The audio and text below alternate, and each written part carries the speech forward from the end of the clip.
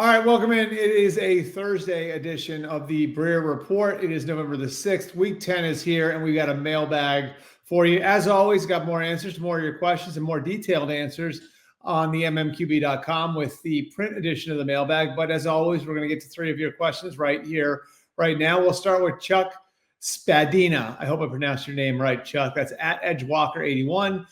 What do you think about the Buccaneers not making any moves? I know Jason Light isn't inclined to do so usually, but we have some areas that need help. I would say, Chuck, that a lot of the areas where you do need help right now are areas where you should be okay by the time you get to the playoffs. They are banged up. There's no question about that. But the receiver group, if you can get healthy, should be really good with Mike Evans, Chris Godwin, and Emeka Egbuka, who might be the offensive rookie of the year now. Again, at running back, you got Rachaad White. You hope that you'll have Bucky Irving back. And then defensively, I think they feel like they're going to get better over the course of November and December with all of the young players they have on that side of the ball. Here's the thing about the Bucs, and this is one of the things that I really respect about them, is they almost have a farm system on their roster, and that's how they've been able to replace guys over the years when they've lost them. They lose a guy like Carlton Davis. They've got guys like Zion McCollum ready. Mike Evans, whenever he walks away, Emeka Egbuka is there. We've seen them get younger at running back. We've seen them get younger along the offensive line. They lose Donovan Smith a few years ago. Tristan Wirfs flips over from right to left.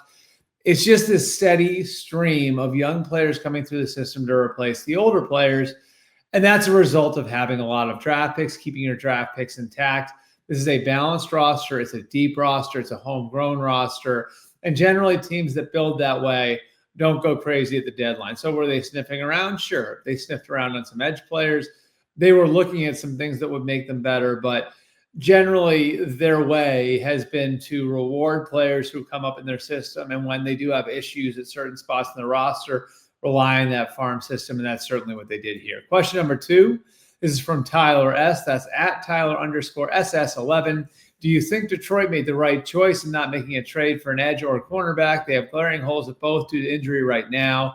The NFC North race is only going to get tighter as the season goes on. Tyler, I understand. You're looking now at Chicago, which by the week has looked more and more real. They're doing it without great quarterback play. So if it really clicks for Caleb Williams, they get more dangerous. Green Bay, of course, one of the best teams in football right now. And Minnesota looks like they're coming on. So why didn't the Lions address some needs there on the edge and at corner? I'd say because they expect to get healthier at those spots. And again, this is another draft and develop team. I'm going to sound like a broken record here, but so much of their talent is homegrown and so much of what they built is from within. So they've got a couple of guys that were actually free agent additions over the last couple of years at those spots. They're hoping to get Marcus Davenport back. They're hoping to get DJ Reed back. If they can get healthier at those two spots, they should be okay. Again, they went down that road last year. They spent draft picks against Darius Smith. Do you want to do that again, giving up multiple draft picks in another year? You don't have, we don't have a great number of comp picks coming ever because they generally keep their own guys. This offseason, they're going to be looking at re-signing guys from the 2023 draft class, guys like Jahmyr Gibbs, Jack Campbell, Sam Laporta, obviously Brian Branch, another player in that group. I like where they are, and I'm not an advocate of adding just to add, and I don't necessarily think that they needed to add. And I'm not sure at those positions, like outside of making like a big splash move for a Sauce Gardner, which you really don't need when you've drafted players like, I know Ennis Rakestraw is not out there right now because he's been hurt, but Terrion Arnold, you spend money on DJ Reed. I can understand why you're keeping your powder dry to spend your money on your own players. You've already done that a bunch.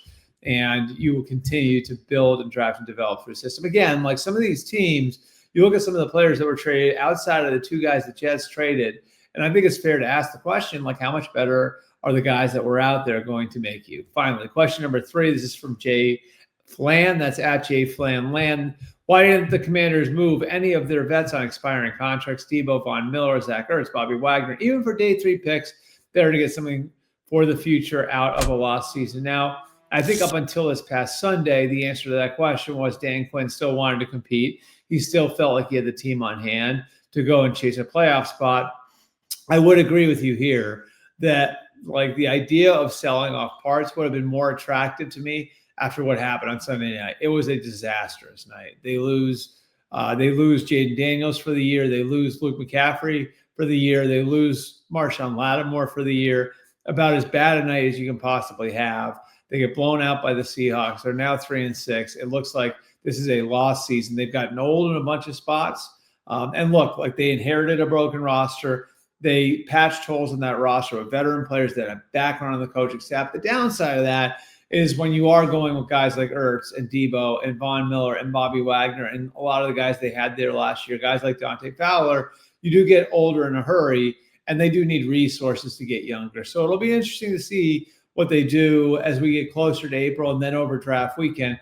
As of right now, they only have 2 picks in the first 4 rounds. And so you're talking about having a very limited amount of draft capital to try to get younger in some key spots. They'll obviously be looking at okay, how much longer can we hang on to the core that we have now? But they've chosen to build aggressively around Jaden Daniels. And this is the downside of that is if you have a quarterback injury in a year like that, it winds up looking like it looks right now. Appreciate you guys coming out. As always, you can leave comments down below on the YouTube page here.